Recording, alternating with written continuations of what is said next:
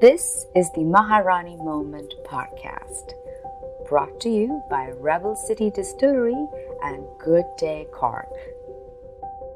We have all been at that juncture in time where life has offered us choices, and no matter what we picked, there was no guarantee of how things are going to turn out.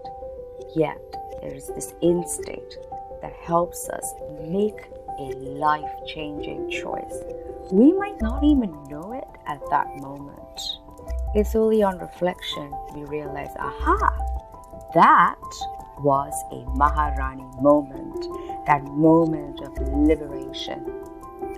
We have gathered stories to offer you comfort, to help you realize that self-liberation is well within our reach. We didn't have to go very far to get these stories. The Maharani Moment podcast is created right here in Cork, featuring people of Cork. So, brace yourself, put your headset on, because the next 30 minutes is definitely going to be empowering. This is the Maharani Moment podcast.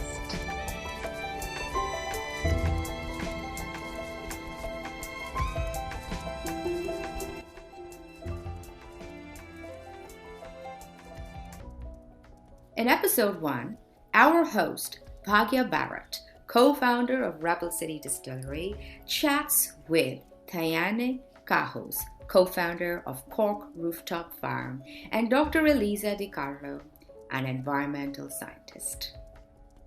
We hope that this conversation inspires you to live your best life.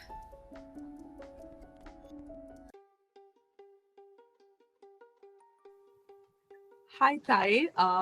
Thanks for joining us today. It's lovely to have you here, and it's a great opportunity to hear your story as well. How was your day?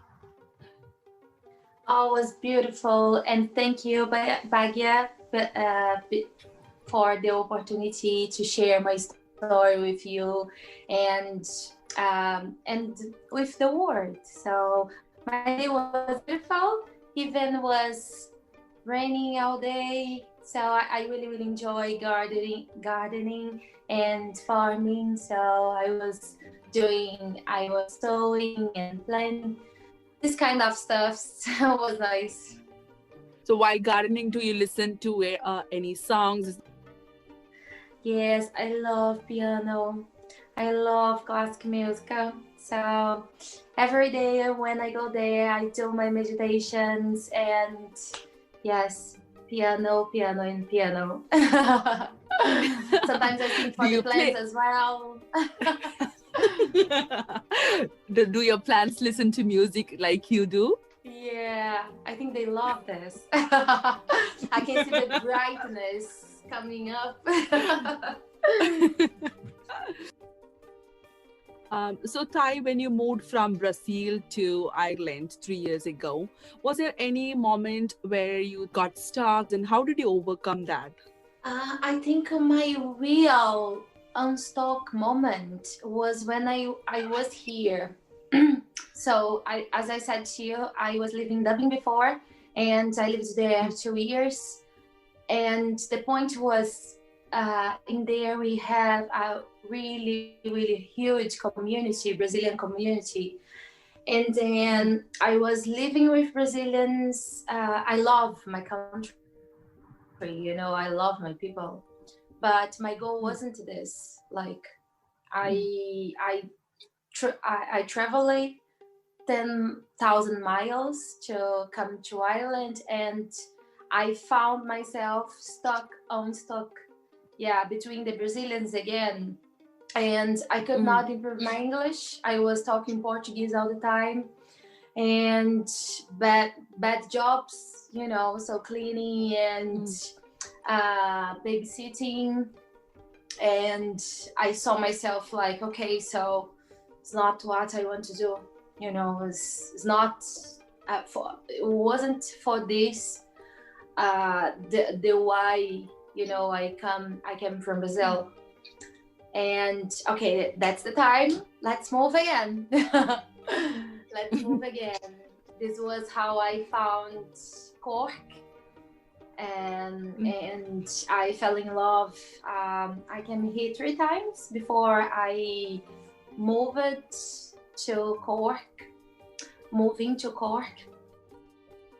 So that's why that was very important to me, that intuition, listening the voice of inside me, like, okay, you need to do more, you can do more, you can go far. To come out of that comfort zone, right? Yeah, come out of the comfort zone and push out of the comfort zone. And, yeah, exactly. You can come out of and hats off to you. Zone. Yeah.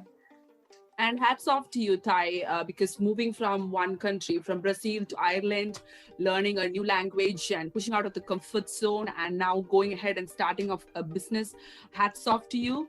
I think it needs a lot of courage, a lot of passion. Kudos to you for that courage to stand up for that and achieve more than what you already had. I think Corona is, in one way, it's good for all of us because it makes us think outside the box and kind of find innovative ways of doing business, isn't it? The kind of growth box you're doing and all those. I think it's brilliant. All the businesses are trying to do business in different ways, which we may not even have thought if Corona was not there. Yeah, so I think the challenge makes humans think more, isn't it? Yeah, so I that's totally brilliant. agree. I totally agree. If the coronavirus didn't come up, I don't know if I was doing gardening. I don't know if see, it pushed you, and now now you're running a Cork rooftop farm, so it pushed you. Yes, a lot. Maharani, right? So Maharani means queen. So is there a moment in your life where you felt like a queen and where you felt totally liberated? Was there any moment where you felt like a queen, and could you please share that with us? Yes, I have a really, really big moment in my life that made me literally jump, in from the abyss. Like my Maharani, Maharani moment was a really big decision that I did 17 years ago when I decided to run away from home. I was living with my father and his brother. He tried to abuse me, and my father was out of the reality. He was alive, but with the traumas, had consumed his soul and brain and everything. My mom, unfortunately, she suicided, and my grandmother passed away 1 year after my mom. And in sequence was, in this case, the favorite sister of my father, my aunt, was in a very short period of time, and that was a completely disaster, destroyed our family. I think that 3 humans was holding the entire family, because after that we just separate. Was like a tsunami in our family. And I guess that's why my father could not see and care about me and my brother. I have one brother. The government was giving my father money to help us, me and my brother, but he wasn't doing anything with the money, and we had our house as well. So that money should be enough for our education, for food, but he was sick as well. I forgive my father because Now I can understand, I can see everything clearly, but I could not stay. So I run from my home.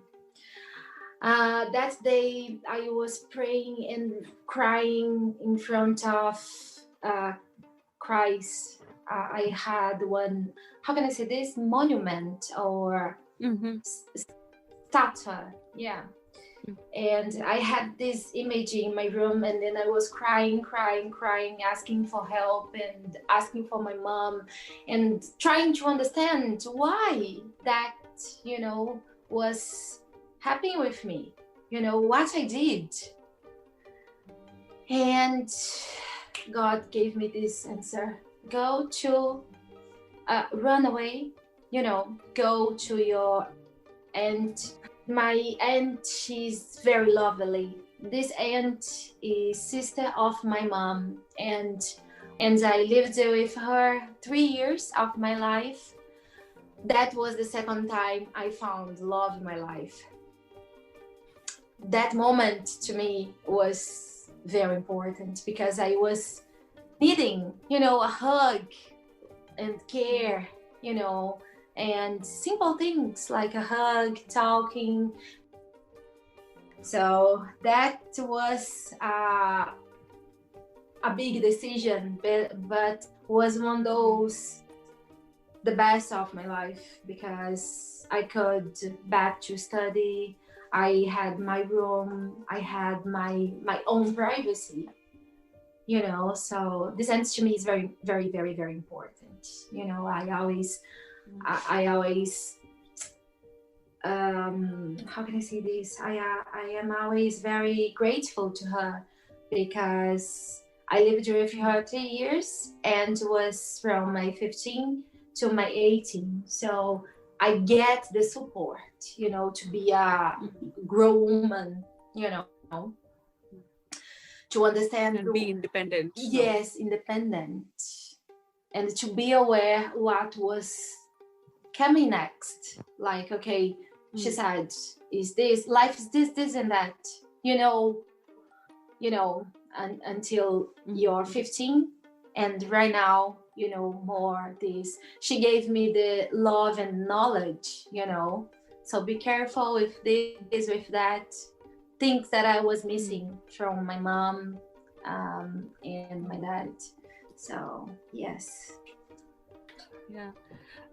Thai, losing a dear one, a family one, is very hard thing, right? And I'm happy that you shared it because it's a very personal thing and it's such a very emotional thing as well. I'm glad you shared that with us because you have channelized that particular moment and you have pivoted in your life in a different direction and go to the next level. And thanks, Thai, for sharing that particular moment with us. Yeah, welcome.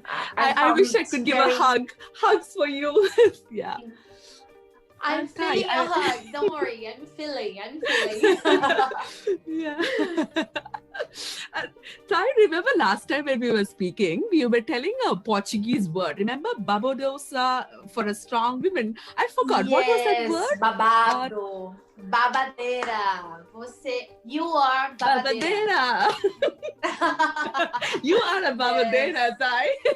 Thanks, Thai. Thanks, Thai, for taking your time. You're welcome. You are welcome. You are very welcome to come to Cork Rooftop Farm when everything is open. Please, I want to do a meeting, girls, here every week, so we can sit down and talk about business. I think is important as well. Human pushing human. Let's go. Let's do this. We can do this. We are able, more than able, to do anything that we want. So yeah. Yes, definitely. We are going to do it. So, and we should catch up for some drinks as well. Please. Sometime once it all ends, A message from Rebel City Distillery. Vanamulika is an all-women collective who practice organic farming method and are based in the state of Kerala in India. Rebel City Distillery sources incredible organics from this farm, which spice the Maharani gin. Please drink responsibly. Thank you, Elisa, for being on our show. And I'm so happy and super excited to welcome my friend, Dr. Elisa de Carlo, for today's Maharani Moment podcast. So, Elisa, you're a scientist, you are an environment scientist, right? And you are a woman in STEM. Indeed. So, how is your journey in the science field? Do you see any kind of challenges as a woman in STEM? How was your journey? Because you moved from Italy, from a very big city, Rome, to Limerick, and then you started off doing your doctorate, you completed it, and now you're working as a postdoc. How was that journey for you?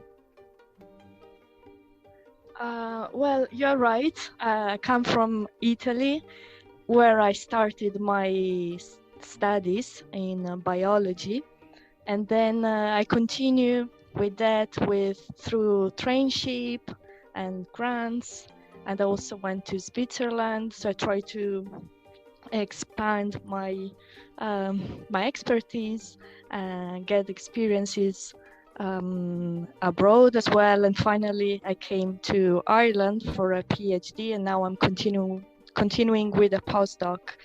I would say it has been a tough journey, but I wouldn't say that being a woman have limited me until now. I would say, to be honest, I've never experienced any issue, any pressure, never felt less than any man peer, never sensed unbalanced treatment or minor compensation in comparison to a man colleague. So till now, my experience as a woman in science has been 100% positive. And but I suppose this is because my field is biology, and it wouldn't be the same if I was in other scientific disciplines such as math, physics, engineering that are very much dominated by men. So in my own experience, I never felt an outlier, a minority, or always felt surrounded by lovely people. So I should say that it's been positive so far. So, what was your research in? So my background is biology, and I've been monitoring waters, levels of pesticides in water, levels of mercury, how does it affect the living organisms. But then when I moved to Ireland and I've started a PhD, so a doctorate, I moved to soil instead. And I was looking at the heavy metals present in soils due to the mining activities, in particular the extraction of aluminum from soil. And this has, unfortunately, might have an impact on the organisms living in the soil and the plants growing on that soil. So my focus was trying to look at the effect of those heavy metals to those organisms. Are they growing as well as usual, or is there an impact? And are there maybe risks for the food chain due to the accumulation of heavy metals? That's what I've been looking at in the last 4 years. So was it a love for nature which kind of pushed you into this research field? Is that a kind of global climate change we're seeing? Is that the kind of inspiration you had to choose this research area? Yes, that for sure, because I remember I was particularly sensitive to those topics when I was younger, high school. I was particularly caring for the sort of the planet, and that's for sure has pushed me towards biology, and then towards a more environmental focused specialization. Yes. Brilliant. There is a saying, right? Whatever we kind of really feel in childhood, that has a kind of stronger impact when you grow up. So it's good to see that whatever you had values in a childhood that pushed you into doing something into that research area. That's brilliant, Elisa. So so Elisa, apart from your busy schedule as a postdoc and as a scientist, what exactly extracurricular activities you have? Yes, I would say music most of the time is the background of soundtrack of my days. I really listen to music to relax or to cook or to focus when I'm working, or to have a boost of energy if I'm going running. So it's really a huge part of my days. And I listen to quite a wide range of music, from rock to ballads, from soul to folk, classical music as well. I pick up an instrument, and that was drums. And this is also comes from an old passion from my childhood. I have to say that I always had in mind to play drums, never did. I don't know why. Finally, I got the inspiration and I started taking classes 4 years ago now. And now I also formed a band. So even though we're not professional at all, we just do that for fun and for ourselves, for our enjoyment. This is giving me a lot of motivation. Cool. A scientist who can play drums. I think that's brilliant and that's super cool. So when it's your next gig, you should invite us. It sounds good, yeah. That's good. So Elisa, when you moved from Italy, was there any kind of challenges? Is there any point where you really felt stuck?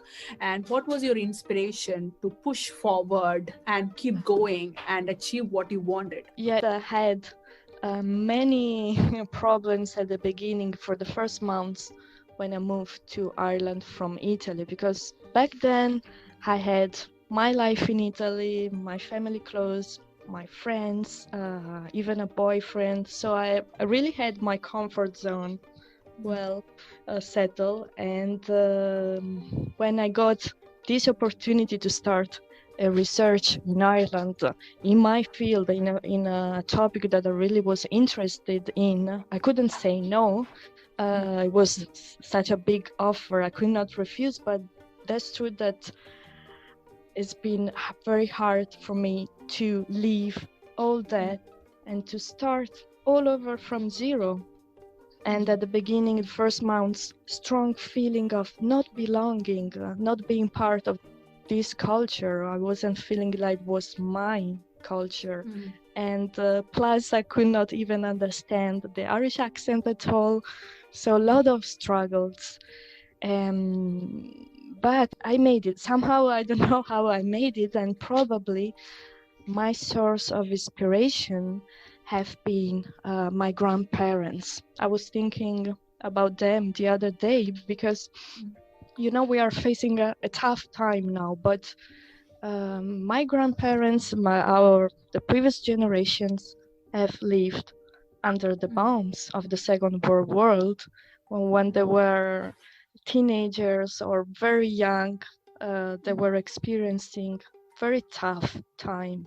And even before that, even before the war, I remember my grandparents telling me that they were cultivating the land of someone else, and they just got a small amount of the harvest. So they were really struggling with putting food on the table.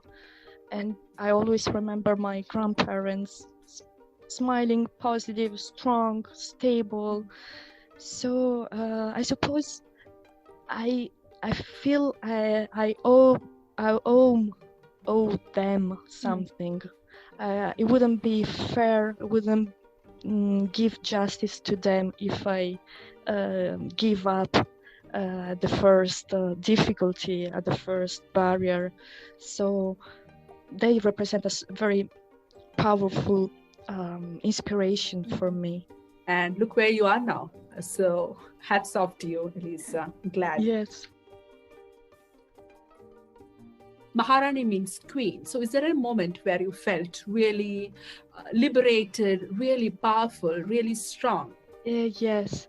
There have been many over the years, little ones, but I would say the biggest one has been the day in which I defended my thesis. It was around this time last year, and that day it meant so much to me because it was the end of this journey. It was not only a professional achievement, an academic recognition, but it has been like the finish line of this long journey that I started, as you mentioned, when I moved from Italy and I passed. I have to face all these struggles, and then somehow, I don't know how, thanks to the people for sure I met during the journey, I made it. And finally, I came to the day in which I even defended my thesis. So that was that has been 4 years of hard work. I can remember lots of weekends spent in the labs or nights spent working on graphs, and even on days off, my mind was always there in my research. So I put a lot of effort, and finally, the day I defended the thesis, I felt so proud of myself because I knew the amount of work behind that, and I knew how much struggle meant for me being in another country, starting all over from zero. So it was a victory. Like I felt like I climbed on the top of a mountain, and I was feeling really powerful and in control and self-confident. That has been my biggest Maharani moment. And Elisa, we friends were there for your defense. So I remember watching you when you were defending it. Oh my God, you really owned that place. Like you slayed it, you know. You were totally confident. And we friends were like, oh, in tears, so happy and so proud of you. I'm so happy. We could see that as well. So Elisa, what do you say in Italian for a Maharani? How do you say? What's the word for a Maharani? I don't know. I never thought about queen. That. Yeah. So for sure, un momento da regina, a queen moment. Da regina, yeah. Regina. Thanks, Elisa. Thanks, Elisa, for spending your time with us, your valuable time with us, and sharing your journey and your Maharani moment with us. Thank you. My pleasure. My pleasure. Thanks for inviting me. Thank you, Elisa.